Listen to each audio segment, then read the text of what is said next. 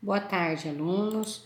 Hoje nós vamos passar para vocês algumas noções básicas sobre coesão e coerência, tá? Vamos lá, falando sobre a importância desses dois elementos para uma boa produção textual, né? Então, primeiro, o que é coesão e coerência? São, de acordo ali com a nossa definição bem resumidinha, nós temos que são mecanismos fundamentais na construção do texto. Por quê?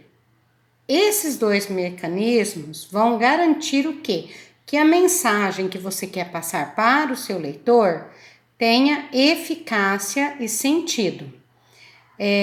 Então, falando em coesão e coerência, nós chegamos à coesão textual, que é o resultado da disposição e da correta utilização das palavras que propiciam a ligação entre as frases, períodos, parágrafos de um texto.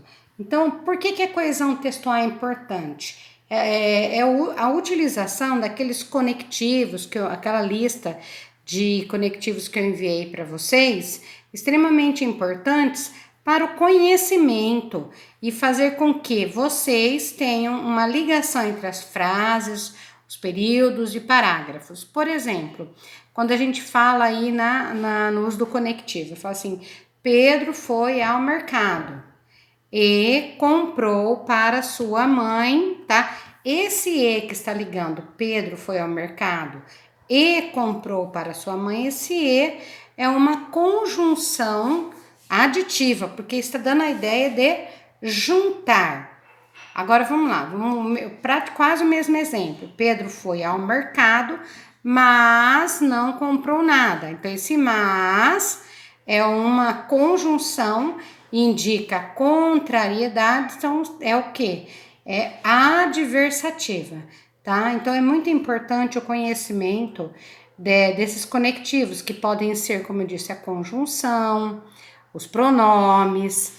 Pedro, o menino que te falei, então, Pedro, o qual te falei, tá vendo? O qual, um pronome relativo que se refere ao substantivo Pedro. Então, para que servem esses conectivos? São palavras fundamentais que vão evitar repetições e fazer com que seu texto flua melhor para garantir lá na frente uma coesão textual, tá? Então, mecanismos de coesão. Aqui nós temos presentes a anáfora, a catáfora, tá? Então, vamos lá, definição. A anáfora retoma um componente. E o que seria isso, né? A catáfora antecipa um componente. Então, a anáfora, o que é retomar esse componente? Então, nós temos um exemplo. Pedro foi ao supermercado e comprou alguma coisa que a mãe pediu. Ao retornar, ele disse que havia esquecido a margarina. Então, ele retoma um componente anterior, tá? Agora, a catáfora vai antecipar um componente. Então, o que é antecipar? Você vai mencionar algo após. Então, você diria assim, Pedro comprou a lista que sua mãe pediu. Então, o que é essa lista? Aí vai citar os elementos da lista. Então, ele está antecipando componentes, que no caso é a introdução de uma quantidade de coisas que o Pedro comprou. Então, refere-se à informação expressa no texto, e por esse motivo são qualificados como endofóricas, tá? Que relaciona termos dentro de um texto.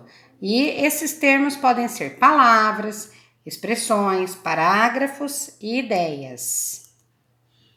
Algumas regras, vamos lá. Confira abaixo algumas regras que garantem a coesão textual. A referência pessoal, utilização de pronomes pessoais e possessivos. Veja o nosso exemplo, lá destacado em vermelho. João e Maria casaram.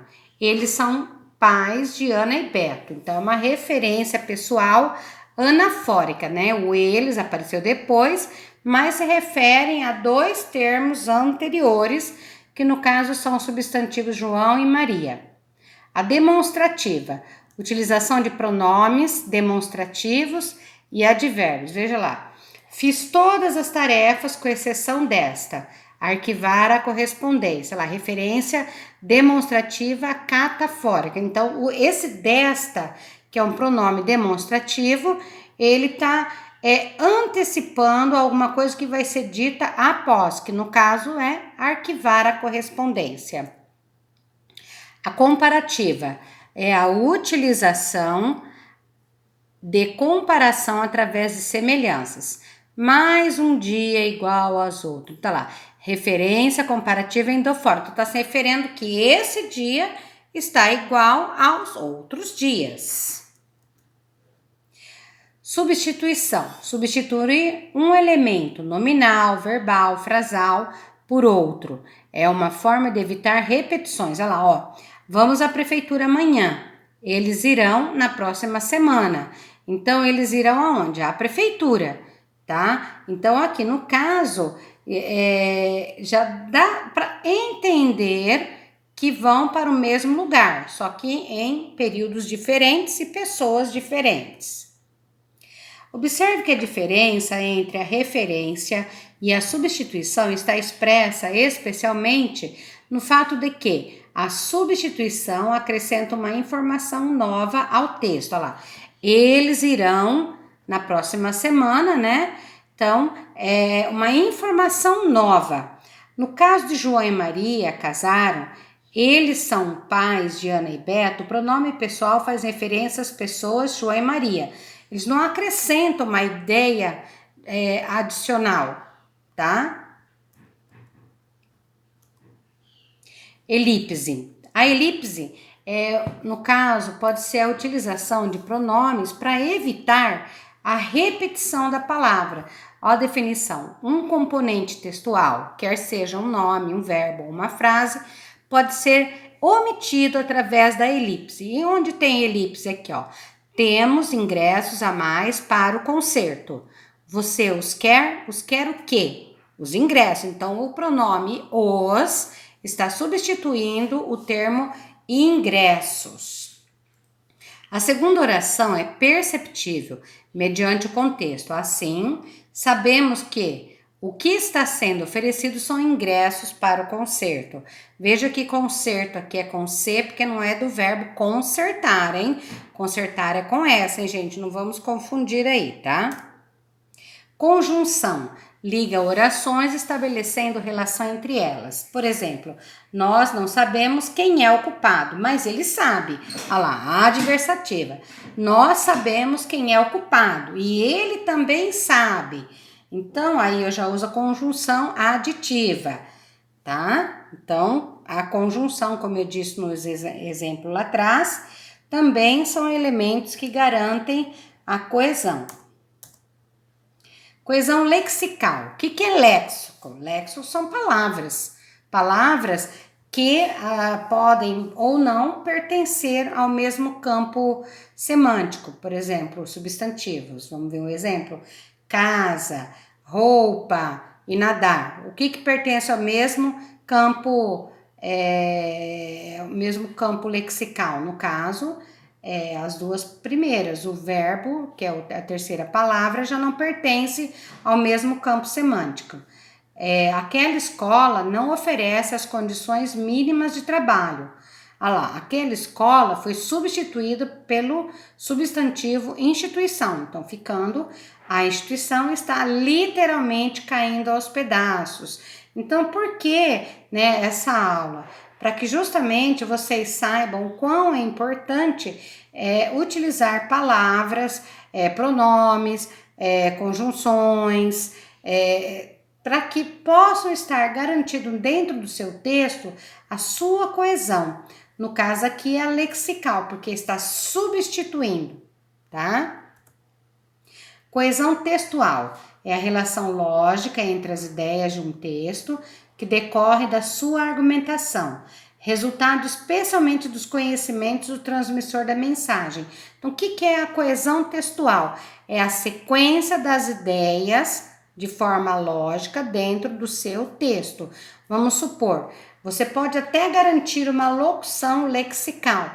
Você vai, faz toda a adequação gramatical, você faz toda o uso dos seus conhecimentos, substituição com o uso de pronome, utiliza as conjunções, mas se perde nas ideias. Perde-se nas ideias, você então perde o quê? A sua coesão textual. Se você começa uma ideia, você tem que dar sequência a ela. Você tem lá a sua ideia introdutória no primeiro parágrafo. Você vai dar sequência à sua ideia no segundo, no terceiro, até que você chegue à conclusão. Você não pode ficar mudando de ideia, porque senão você perde a sua coerência textual. Então, aí que vai acontecer o quê? A incoerência textual, que é a contradição entre as ideias e redundância.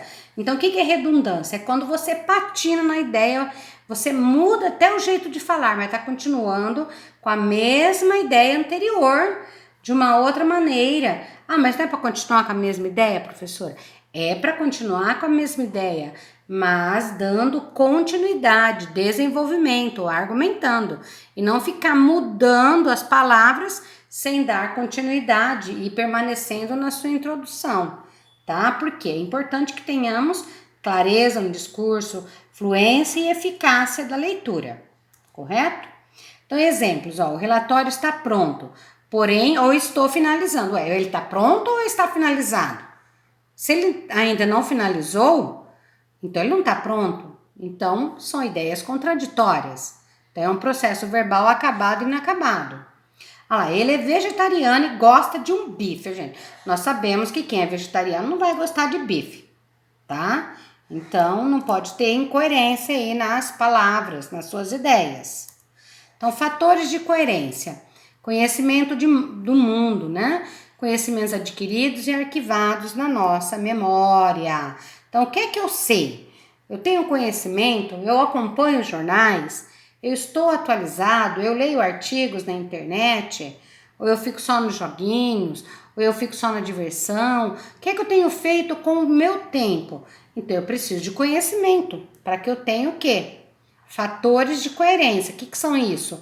É a sequência lógica das ideias. Para tanto, tem que ter conhecimento. São os chamados o quê? Os frames, que são os rótulos, os esquemas. Plano de funcionamento, como a rotina alimentar, café da manhã, almoço, jantar, os planos. Planejar com um objetivo, tal como jogar um jogo. E os scripts, roteiros, tal como normas de etiqueta. Então vamos lá, aqui nós temos um exemplo, ó, peru, panetone, frutas. Tudo apostos para o carnaval. Será que assim, tem coerência nessas informações? O que tem a ver peru, panetone, frutas e nozes com o carnaval, sendo que são elementos pertencentes ao quê? Ao Natal. Então são frames, tá? Então é aí que eu tô querendo dizer a questão da incoerência. Inferências, né? Vamos pensar o que é inferir. Quando eu leio um texto, eu tenho ideias sobre ele. Essa ideia que eu tenho sobre ele são inferências, tá? E isso cai muito também na leitura e interpretação de textos.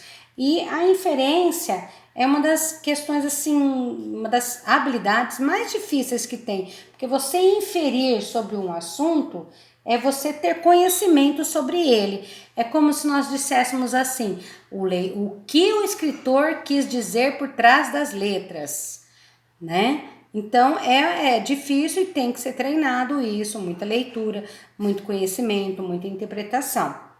Através das inferências, as informações podem ser simplificadas se partirmos do pressuposto que os interlocutores partilham do mesmo conhecimento. Então, vamos lá. Exemplo, quando os chamar para jantar, não esqueça de que são indianos, ou seja, em princípio, convidados, não comem carne, olha. Então, o que é isso? Você dá a entender que os indianos, né, não comem carne, portanto, você não pode fazer carne de vaca quando eles forem convidados para jantar. Fatores de contextualização. Então, o que é contextualizar alguma coisa? É quando você tem clareza, né? Você lê um título de uma notícia, você tem o quê? Uma informação do que você vai encontrar ali. Ou a data, ou uma informação horária. No caso, está marcado para 10 horas. O que está marcado para as 10 horas? Então, quando você não sabe, não tem informação anterior sobre esse está marcado às 10 horas, então fica incoerente. Então, tem que ter informação anterior. Informatividade. Quanto mais informação não previsível de um texto tiver, mais rico e interessante será. Então, você tem que ter conhecimento. Você tem que passar a informação com certeza, tá? Para não desvalorizar o seu texto. E quando você passa uma informação, você tem que saber assim, o seu leitor, ele tem conhecimento daquele assunto. Então, o que você vai passar é previsível? Precisa ter cuidado. Ó, o Brasil foi colonizado por Portugal. Todo brasileiro sabe, isso é óbvio. Então, tem que ter cuidado com as informações. Princípios básicos. Né? Os princípios básicos da não contradição. Formulado por Aristóteles, diz no que uma proposição verdadeira não pode ser falsa e uma falsa não pode ser verdadeira. Ou seja, você não pode se contradizer na hora que você está escrevendo. Você perde o quê? A sua lógica, né? O princípio da não tautologia. Então, ideias redundantes, repetitivas, né? Você fica repetindo o seu pensamento e não desenvolve. Também é muito perigoso isso. Princípio da relevância, ideias que se interrelacionam. Se as ideias não dialogam entre si, são irrelevantes, ou seja, viaja na maionese. Função endofórica, anafórica, catafórica, esofórica, deítica e díctica. Díctica. Endofórica relaciona termos dentro do texto e divide-se em anafórica e catafórica. Então, anafórica faz referência a algo dito anteriormente, por exemplo, matei o presidente. Aquele homem governava com sangue. Então, ela está se referindo ao presidente. Catafórica. Nossa meta é essa, ganhar dinheiro. Então, está introduzindo uma ideia nova. Esofórica. Relaciona termos de fora do texto para dentro.